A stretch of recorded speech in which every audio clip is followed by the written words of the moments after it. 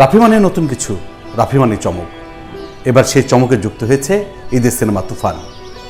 তবে চারিদিকে যখন তুফান ঝড়, তখন তুফান টিমের অভিযোগ সিনেমাটি ঝড় থামাতে চলেছে ষড়যন্ত্রের নানা ছক।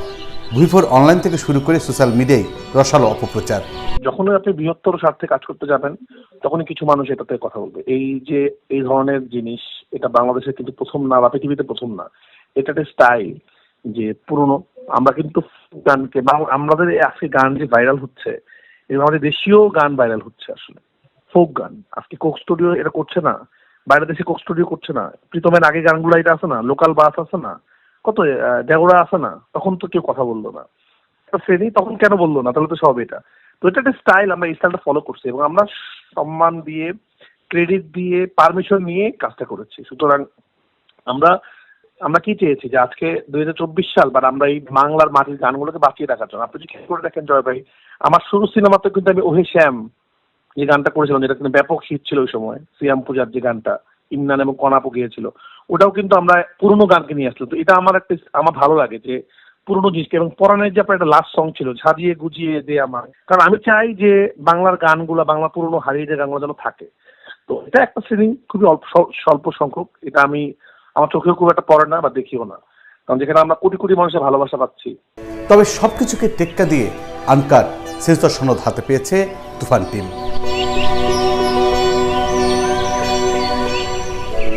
কোনো কাটাছেঁড়া ছাড়াই সেন্সর সনদপত্র হাতে পায় খুশি তুফান টিম। আমরাও এক্সপেক্ট করিনি যে দর্শক মানে এতটা অধীর আগ্রহে আসলে ছিল যে তুফানের একটা লুক দেখার জন্য। যে আমরা তুফান যে শ্যুট করছি, সিনেমাটা দেখার জন্য সারা বাংলাদেশের মানুষ, শুধু বাংলাদেশের মানুষই না, আপনি দেখবেন যে পশ্চিমবাংলা, বাংলাদেশ এবং পশ্চিমবাংলা বাদেও অন্যান্য জায়গায়ও যেসব বাংলাদেশিরা আছেন বা বাংলা ভাষাভাষী মানুষ আছেন, তাদের কাছ থেকেও আমরা দুর্দান্ত রিয়াকশন পেয়েছি। আনকাট সেন্সর সার্টিফিকেটের ছবি রায়হান রাফি নিজে শেয়ার করেছেন সামাজিক যোগাযোগ মাধ্যমে। রায়হান রাফি তার ফেসবুকে লিখেছেন, আনকাট সেন্সর তুফান, অগ্রিম টিকিট বুকিংয়ের জন্য প্রস্তুতি নিয়ে নিন সবাই, আসছে তুফান। তবে সিনেমাটির মুক্তির আগেই তুফান নিয়ে সামাজিক যোগাযোগ মাধ্যমে চলেছে টানটান উত্তেজনা। জানা গেছে একজন গ্যাংস্টারের গল্পে তৈরি হয়েছে তুফান সিনেমা, যেখানে উঠে আসবে 90 দশকের চিত্র। সে সময়ের এক নামকরা গ্যাংস্টারের কাহিনী নিয়েই এগিয়ে যাবে তুফানের গল্প।